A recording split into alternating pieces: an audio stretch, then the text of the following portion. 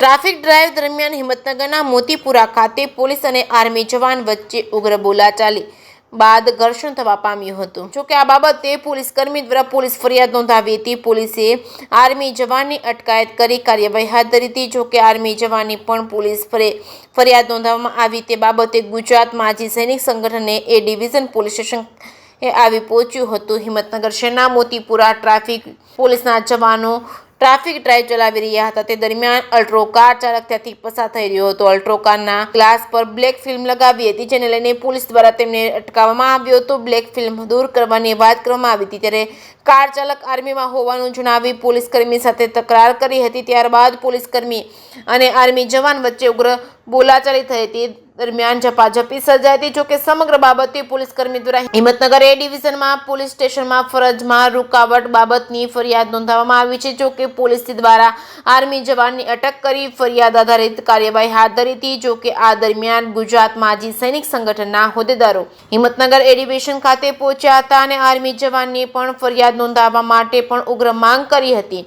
એક તરફ સમગ્ર ગુજરાતમાં ટ્રાફિક ડ્રાઈવ ચલાવવામાં આવી રહી છે જેમાં નંબર પ્લેટ વિનાના વાહનો, બ્લેક ફિલ્મો વાળા વાહનો, હેલ્મેટ અને અન્ય ટ્રાફિક નિયમોના ભંગ કરનાર વાહન ચાલકો સામે કાર્યવાહી ચાલી રહી છે। તો બીજી તરફ હિંમતનગર ખાતે ટ્રાફિક પોલીસ દ્વારા ટ્રાફિક ડ્રાઈવ ચલાવવામાં આવી રહી છે તે દરમિયાન આર્મી જવાન અને પોલીસ કર્મી વચ્ચે બ્લેક ફિલ્મ લઈને ઉગ્ર બોલાચાલી થઈ હતી અને આ બોલાચાલી ઝપાઝપી સુધી પહોંચી હતી। જોકે આ સમગ્ર ઘટના અંગેનો વિડીયો સોશિયલ મીડિયામાં વાયુ વેગે પ્રસરી ચૂક્યો છે જેને લઈને ગુજરાતના માજી સૈનિક સંગઠનના હોદ્દેદારો અને માજી સૈનિકો હિંમતનગર એ ડિવિઝન ખાતે પહોંચી ચૂક્યા છે।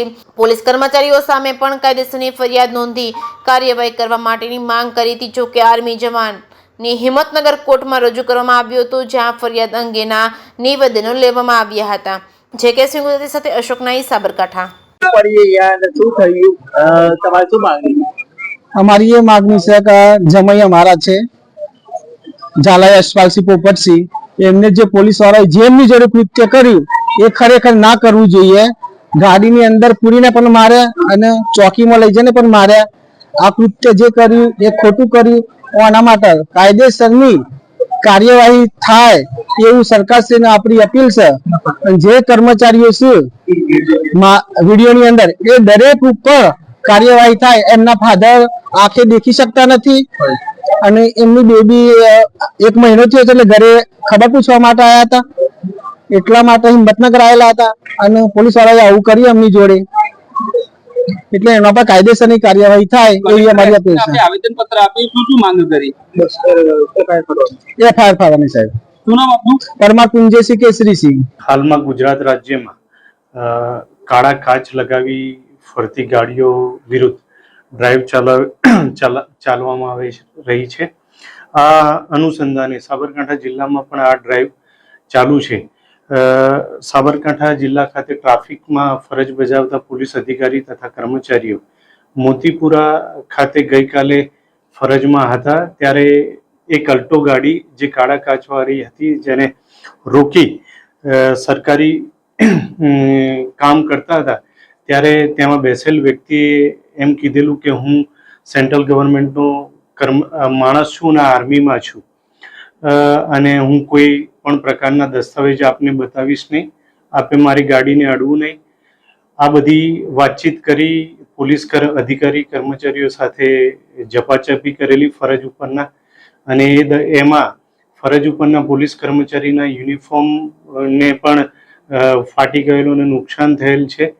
આ સંદર્ભે હિંમતનગર એ ડિવિઝન પોલીસ સ્ટેશનમાં ગુનો દાખલ કરવામાં આવેલ છે સરકારી ફરજમાં અડચણરૂપ અને જે આરોપી છે બનાવનો એને વિરુદ્ધ કાયદેસર કાર્યવાહી કરવામાં આવેલ છે।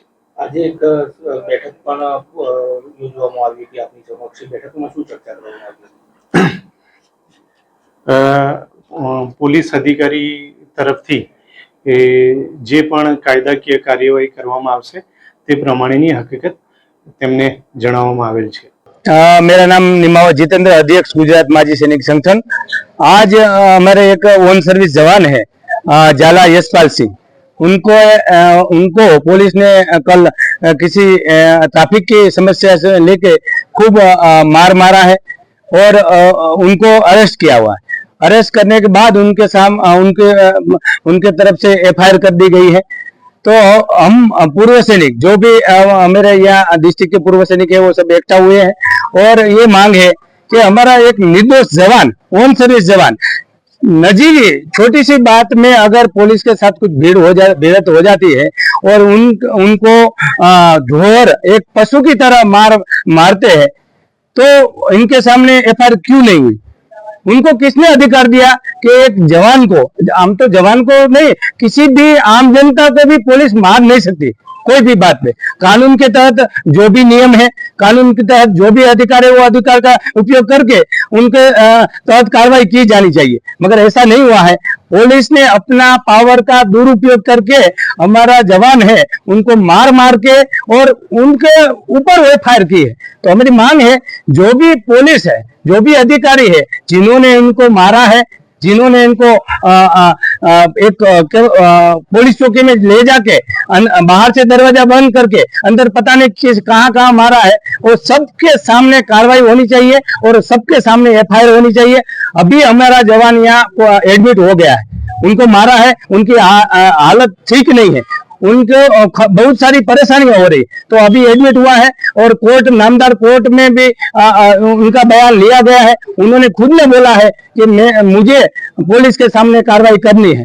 अगर इनके पुलिस जो भी अधिकारी है उनके सामने अगर एफआईआर या कार्रवाई नहीं हुई तो पूरे गुजरात के पूर्व सैनिक 2-3 दिन में यहाँ पहुंचेंगे और जो भी आगे कार्रवाई होगी उनके जवाबदार केवल न केवल यहाँ का पुलिस प्रशासन अधिकारी होंगे। आज हमने अभी पुलिस को भी, एसपी साहब को भी आवेदन दे चुके हैं और कलेक्टर साहब को भी इसके बारे में अवगत कराया है, आवेदन दे चुके हैं। अभी कार्रवाई करने उनके हाथ में है। जितने भी जो भी जवाबदार पुलिस अधिकारी है, इसमें जिसको भी संडोवनी है सबको कार्रवाई उसके ऊपर होनी चाहिए, उनके ऊपर एफआईआर होनी चाहिए। ये पहली हमारी प्राथमिकता है। में कौन आए थे? यहाँ पे हमारा जो ऑन सर्विस जवान है, इसलिए स्टेशन हेडक्वार्टर अहमदाबाद से ऑन सर्विस जो हमारी सीएमपी है, सेना मिलिट्री पुलिस, वो भी आ गई है। यहाँ आर्मी हेडक्वार्टर तक ये रिपोर्ट चला गया है और जवान के ऊपर ये कार्रवाई नहीं होनी चाहिए, वो आगे की कार्रवाई कर रहे हैं। देखिए, आगे का क्या कार्यक्रम है आपका? हमारा कार्यक्रम में मैंने बोला कि जो भी अधिकारी, पुलिस, जो भी इसमें, जिसका भी इसमें मार मारने में जो भी है, वो सबके ऊपर जिम्मेदार है, उसके सबके ऊपर कार्रवाई होनी चाहिए और एफआईआर होनी चाहिए। क्या नाम आपका? मेरा नाम है निमावत जितेंद्र, अध्यक्ष गुजरात माजी सैनिक संगठन।